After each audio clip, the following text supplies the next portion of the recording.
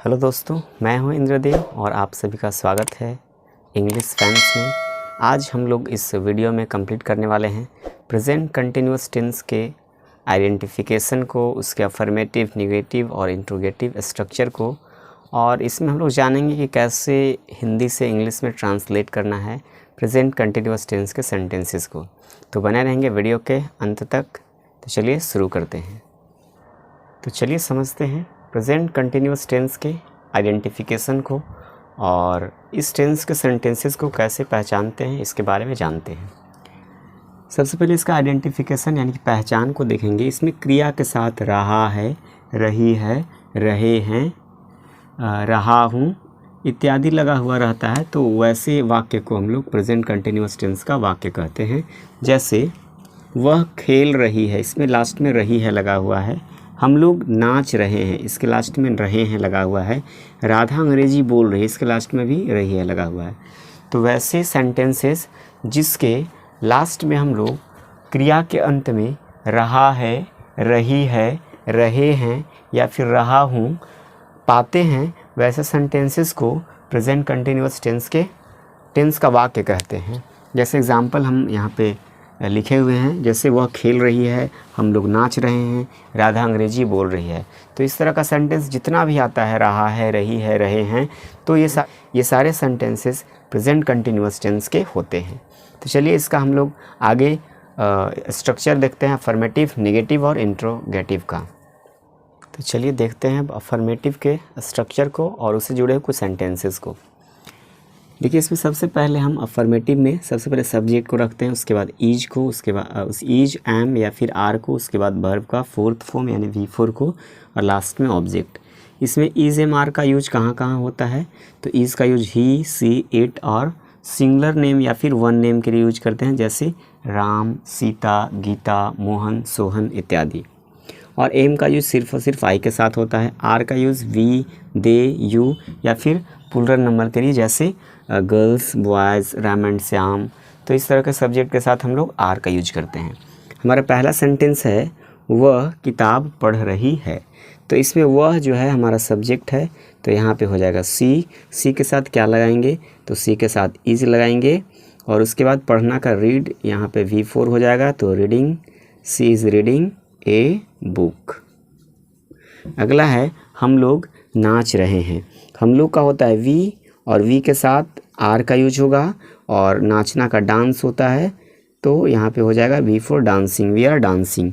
Next है सीता गीत गा रही है। तो सीता का सीता एक नाम है, इसलिए इसमें ईज का यूज करेंगे। Sita is singing a song. अगला है वे लोग लड़ रहे हैं। तो वे लोग का होता है दे के साथ आर का यूज करेंगे, और लड़ना का होता है फाइट, तो FIGHTING। वे लोग लड़ रहे हैं। नेक्स्ट है राम और श्याम क्रिकेट खेल रहे हैं। तो इसमें राम एंड श्याम दो नाम आ गया, इसमें YAM। तो यहाँ पर दो नाम के साथ हम लोग आर का यूज करेंगे, क्योंकि ये प्लूरल हो गया। तो Ram and Shyam are playing cricket. तो इस तरह से हम लोग अफर्मेटिव सेंटेंसेस को इंग्लिश में ट्रांसलेट करते हैं। सबसे पहले सब्जेक्ट, उसके बाद इजेमार, उसके बाद V4 और लास्ट में ऑब्जेक्ट को लिखते हैं। और इसमें थोड़ा सा ध्यान ये देना है कि कहाँ पे इज़ लगाना है, कहाँ पे एम लगाना है और कहाँ पे आर लगाना है। तो एम तो सिर्फ और सिर्फ आई के साथ लगता है।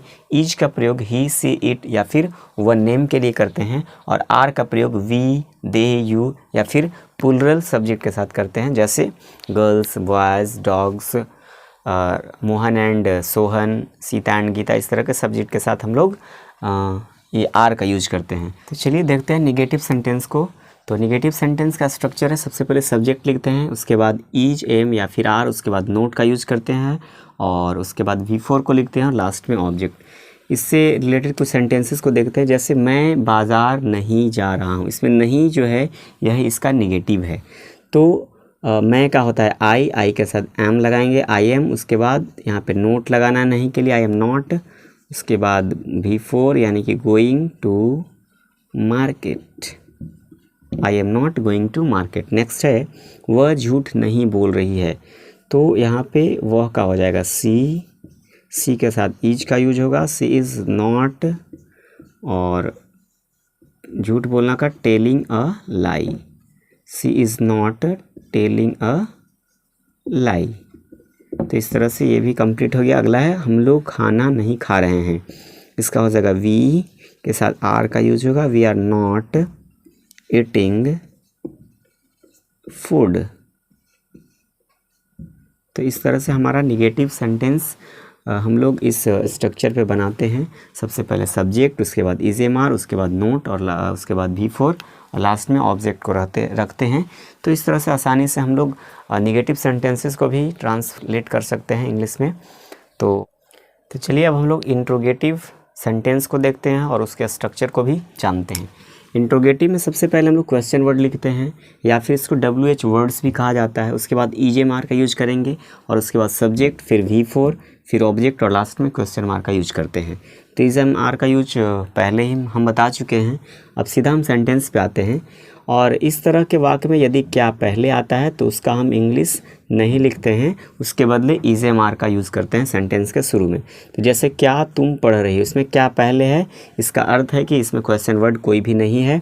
तो इसलिए इसमें हम लोग सबसे पहले हेल्पिंग वर्ब का यूज करेंगे, आर यू, क्या तुम पढ़ रही हो ना, तो are you reading, are you reading, ये हमारा रेडी हो गया बन करके। नेक्स्ट है वह क्या करे, इसमें क्या देखिए बीच में आया है, इट मीन्स यह जो है यहाँ पर क्वेश्चन वर्ड के रूप में आया है, या फिर WH वर्ड। तो इसका इंग्लिश सबसे पहले लिखेंगे व्हाट इज, उसके बाद सब्जेक्ट आएगा व्हाट इज सी, और क्या कर रही है, वह क्या कर रही है, तो what is she doing. Next है आप कहाँ जा रहे हैं, तो कहाँ इसमें भी क्वेश्चन वर्ड है, तो इसका हो जाएगा वेयर, और आपके लिए आर का यूज़ करेंगे, where are you going. Next है क्या वे लोग लड़ रहे हैं, तो क्या पहले है, तो इसमें हेल्पिंग वर्ब को पहले रखेंगे, तो वे लोग के लिए आर का यूज होगा, आर दे फाइटिंग। नेक्स्ट है वह क्यों नहीं आ रही है, इसमें देखिए क्वेश्चन वर्ड भी है और नहीं भी है। इसका मतलब यह जो है इंट्रोगेटिव निगेटिव सेंटेंस है, निगेटिव इंट्रोगेटिव। तो इसमें सबसे पहले हम लोग क्यों का अंग्रेजी लिख लेंगे वाई, उसके बाद helping verb is she not coming, why is she not coming. तो इस तरह से इंट्रोगेटिव के सेंटेंसेस को हम लोग इंग्लिश में ट्रांसलेट करते हैं। तो मुझे उम्मीद है कि आप समझ चुके होंगे अफर्मेटिव, निगेटिव और इंट्रोगेटिव के स्ट्रक्चर्स को। और इसमें सबसे ज़्यादा ध्यान देना पड़ता है क्योंकि इंट्रोगेटिव सेंटेंस में बहुत ज़्यादा मिस्टेक्स होते हैं। और इसमें यदि क्या पहले रहे तो हेल्पिंग वर्ब को पहले रखते हैं। यदि क्वेश्चन वर्ड आया जाए जैसे क्या, कब, क्यों, कैसे, कब तक, कहाँ, ये सारे अगर सेंटेंस के बीच में आते हैं तो उसका इंग्लिश हम सेंटेंस के सबसे पहले लिखते हैं, उसके बाद इज़-एम-आर को लिखते हैं, फिर सब्जेक्ट आता है, फिर V4 आता है और ऑब्जेक्ट आता है, और लास्ट में क्वेश्चन मार्क का यूज करते हैं। तो इस तरह से हम लोग इंग्लिश में प्रेजेंट कंटिन्यूअस टेंस को इंग्लिश में ट्रांसलेट करते हैं। तो मुझे उम्मीद है आपको समझ में आ चुका होगा। तो पुनः मिलते हैं नेक्स्ट वीडियो में, तब तक के लिए धन्यवाद। Love you all.